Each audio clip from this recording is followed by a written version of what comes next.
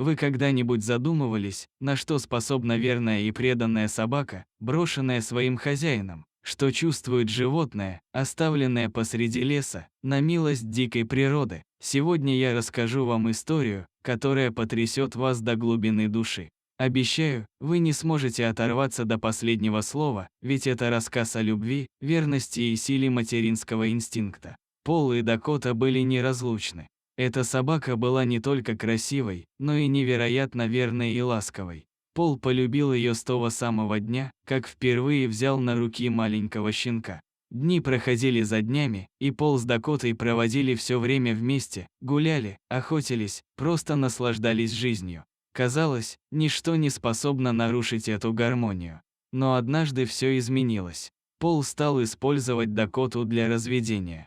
Ее щенки были похожи на настоящих волчат, и хотя это приносило ему немалый доход, здоровье Дакоты с каждым новым пометом ухудшалось. Ветеринар, узнав об этом, категорически запретил продолжать.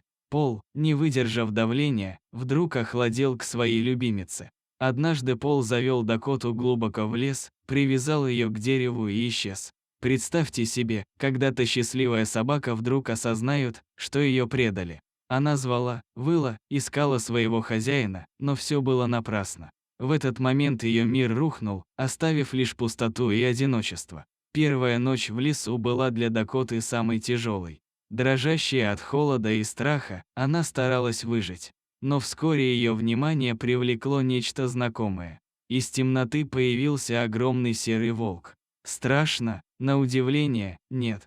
Этот волк был ей знаком, это был ее давний друг, отец ее необычных щенков. И он пришел не случайно. Лидер стаи узнал Дакоту и, несмотря на сопротивление остальных волков, принял ее под свою защиту. Да, другие волки недовольно смотрели на чужую собаку, но лидер быстро поставил их на место. Дакота стала полноправным членом стаи. Так началась ее новая жизнь. Спустя время она вновь обрела счастье материнства, но уже в дикой природе. Когда волчица, оставив 3 волчат сиротами, умерла, Дакота без раздумий приняла малышей как своих собственных. Она заботилась о них, кормила, учила жизни в лесу. И, когда пришло время волчатам уходить, она почувствовала боль расставания, ту самую, как когда Пол продавал ее щенков. Прошли годы, и однажды Дакота случайно оказалась на чужой территории. Вдруг вокруг нее возникла враждебная стая волков.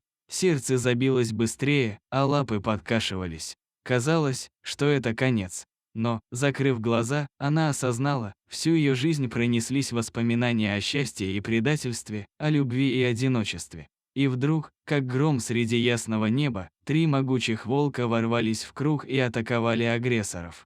Битва была жестокой, но защитники Дакоты одержали победу. Когда все утихло, она с удивлением узнала в них своих воспитанников, тех самых волчат, которых когда-то спасла. Представьте, как удивительно было увидеть этих волчат снова. Они выросли и никогда не забыли ее заботу, ее любовь. Даже спустя годы, в самый тяжелый момент, они пришли на помощь той, кто когда-то спас их жизни. Эта история – мощное напоминание о том, что животные могут любить и помнить, иногда даже сильнее, чем мы, люди. Дакота и ее приемные дети-волки доказали, что настоящая любовь не знает границ, видов и времени.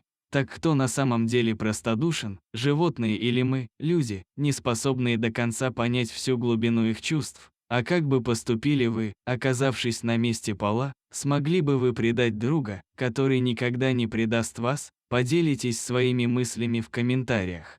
Мы всегда рады услышать ваши истории и мнения.